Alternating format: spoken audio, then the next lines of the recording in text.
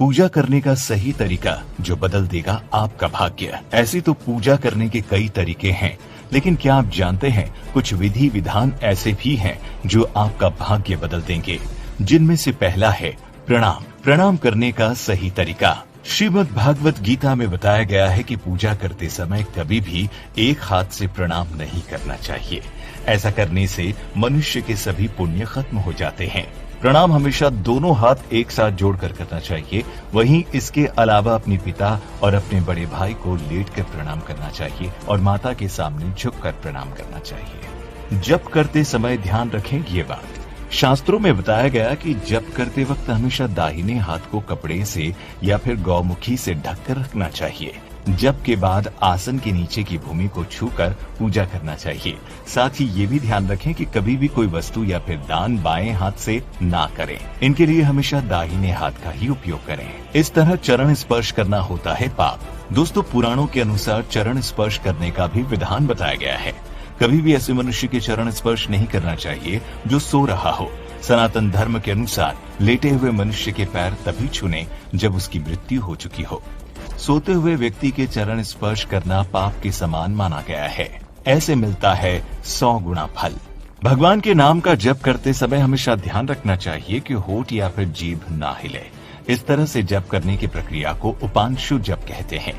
इसका फल 100 गुना लाभदायक होता है। साथ ही सभी देवताओं की कृपा बनी रहती है। इस तरह से जलाएं दीपक। ये हमेशा ध्यान रखें कि दीपक को कभी भी दूसरे दीपक से नहीं जलाना चाहिए। उसे हमेशा माचिस या फिर किसी अन्य चीज से जलाना चाहिए। साथ ही घी के दीपक को अपनी बाई तथा देवताओं की दाई तरफ ही रखें। हमेशा चावल पर रखकर ही प्रज्वलित करें। ये फूल नहीं चढ़ाएं। पूजा करते समय भगवान शंकर को बेलपत्र, विष्णु जी को तुलसी, गणेश जी को दुर्वा और लक्ष्मी जी को कमल का फूल चढ़ाना चाहिए। हाँ दोस्तों, शंकर जी को केवल महाशिवरात्रि के दिन ही कुमकुम चढ़ाना चाहिए। और ये ध्यान रखें कि शिव जी को कुंद, विष्णु जी को धतूरा, दुर्गा देवी को आक तथा मदार और सूर्य भगवान को तगर के फूल नहीं चढ़ाने चाहिए। पूजन सामग्री में शामिल करें ये चीजें।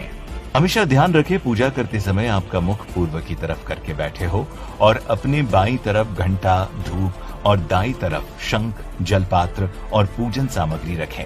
इस तौर तरीके से पूजा करने से पुण्य की प्राप्ति होती है। चलिए अब आपको ये भी बता देते हैं कि हिंदू धर्म में क्यों की जाती है आरती।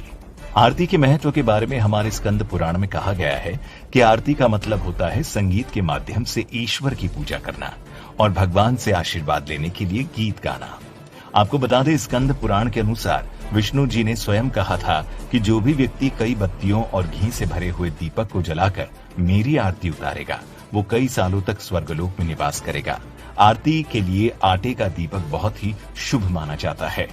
वहीं स्कंद पुराण में श्रीहरि ने कहा था कि जो मनुष्य मेरे आगे हो रही आरती के दर्शन करेगा वो अंत में परम पद की प्राप्ति करेगा। इसके साथ ही जो मेरे आगे पूरी श्रद्धा से कपूर की आरती करेगा वो अनंत में प्रवेश कर जाएगा। और तो और आरती के वक्त अलग अलग देवताओं की स्तुति के लिए विभिन्न वाद्य यंत्रों को बजाकर गाने से देवी देवता शीघ्र प्रसन्न हो जाते हैं। सदैव उनकी कृपा बनी रहती है, ऐसा अनेक पुराणों में बताया गया है। इतना ही नहीं, भक्तों को आरती करने के साथ उसका सही तरीका भी आना जरूरी होता है। थाली में रखे दीपक को ईश्वर के सामने सही तरीके से घुमाना भी बहुत आवश्यक होता है। सबसे पहले इसे भगवान के चरणों की तरफ 4 बार घुमाएं। उसके बाद उनकी नाभि की तरफ 2 बार घुमाएं और मुंह की तरफ ले जाकर 1 बार घुमाएं। इसी तरह कुल 7 बार से ज्यादा आरती को दोहराना चाहिए। इसके साथ ही आरती को हमेशा दोनों हाथों से ग्रहण करना चाहिए। इसके पीछे भी एक कारण है। ऐसा माना जाता है कि ईश्वर की शक्ति उस ज्योति में समा जाती है जिसको भक्त अपने मस्तक या माथे पर ग्रहण करके धन्य हो जाता है। बता दें, खत्म होने के बाद जल से आरती का आचमन करना चाहिए और उस जल का अन्य लोगों पर छिड़काव करना चाहिए। मान्यता है कि इससे जीवन के सभी दुख और कष्ट दूर हो जाते हैं और आराधना का फल मिलता है। क्या आपको पता है कि आरती के धार्मिक महत्व होने के साथ ही वैज्ञानिक महत्व भी है।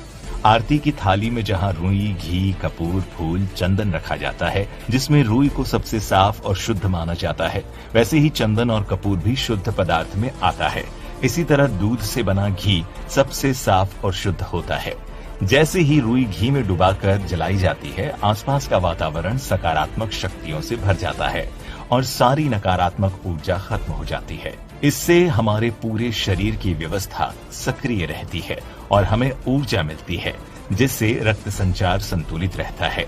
नियमित रूप से आरती करने वालों को गले से जुड़े कोई रोग भी नहीं होते हैं।